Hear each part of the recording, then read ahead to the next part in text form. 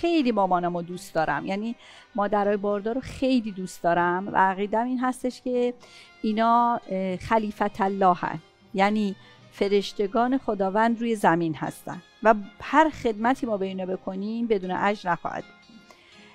هر کس هم از مامانای ما صدای من رو میشنوه اگر چیزی خلاف اینه حتما بگه.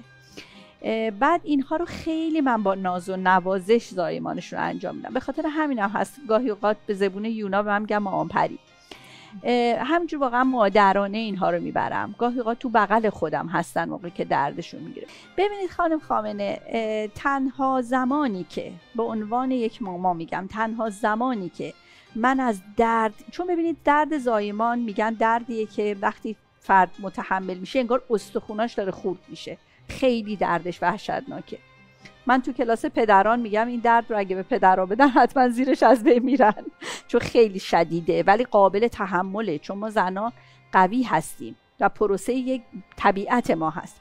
من فکر کنم درد به اون شدیدی رو وقتی من میدیدم، یعنی تنها زمانی که آدم از درد بردن بچهش لذت میبره به عنوان ماما درد زایمانه. اولین تولدی که شما در واقع درش نقش داشتین آیا به خاطرتون هست؟ و اگر هست احتمالاً اون احساس، اون حالت، اون شاید تأثری که از اون لحظه خاص بسیار عجیب به دنیا آمدن یک انسان داشتید میتونید با ما شریک بشید، مجسم بکنید، تصویر سازی بکنید؟ اولین زایمانی که انجام دادم رو سال 57 بود.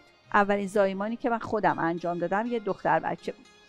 و بعد خانم خامنه میخوام بهتون بگم که همین الان هم من وقتی زایمان انجام میدم پروسه‌ای داریم که یعنی آخرین در واقع پژوهش ها میگه که وقتی بچه به دنیا میاد بلافاصله بند ناف رو کات نکنید، اجازه بدید خونی که در جفت هستش بیاد، بند ناف همجور نبض رو بزنه، همه خون بیاد، هم بچه کم خون نشه هم زرد نشه و بشه، یعنی بند ناف قشنگ سفید بشه و بعد کاتش کنید.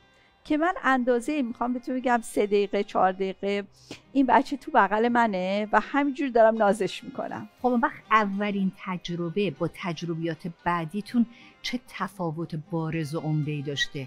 قاعدتاً سرفصل جدیدی بوده تو زندگی شما دیگه. بله. ببینید خانم خامنه جان، من فکر میکنم اون اولین زایمان انگار یه موفقیتی بود که مثلا من تونستم، من دانشجوی مامایی هستم و تونستم، ولی الان اصلا حال و هواش با اون موقع فرق داره، پخته تر میشه، یعنی اصلا خیلی، یعنی من اصلا نمیدونم چند هزار تا بگم بچه به دنیا آوردم. چند هزار تا؟ میدونم شاید قریب به 7-8 هزار بچه من به دنیا آوردم که الان اصلا تو پیج شخصی خودم من برین عروسیاشون، دامادیاشون منو دعوت کردن، اونهایی که به هر حال منو شما همیشه یه بخشی از زندگیشون هستین دیگه. بله. ناخواسته شما بخش آغازین زندگی رو با خانواده و مادر و خود اون نوزاد آغاز کردیم. بله یه پنجره رو باز.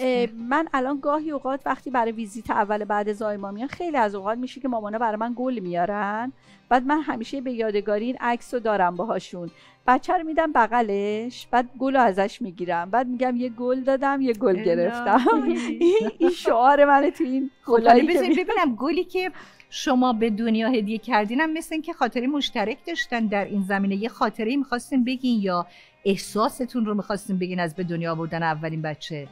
احساس فوق‌العاده نابی رو تو لحظات زایمان تجربه میکنم، یعنی احساساتی که بی‌نظیره و غیر قابل توصیف خانم خامنه جان. یعنی زمانی که تولد صورت میگیره یک جریانی از انرژی و یک اتفاقی توی اون اتاق میفته که واقعاً بی‌نظیر و خاصه، آدم حضور خدا رو احساس میکنه. یکی از شگفت‌انگیزترین اتفاقاتیه که واقعاً به نظرم توی خلقت میتونه که بیفته و یکی از عجیبترین اتفاقات در خلقت هستش.